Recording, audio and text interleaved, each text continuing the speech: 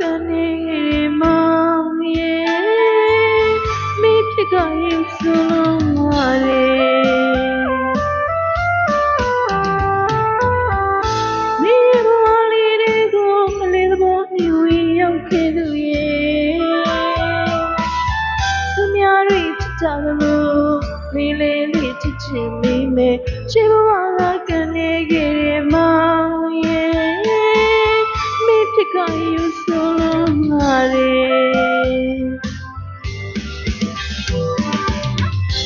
ပပဝရီနဲ့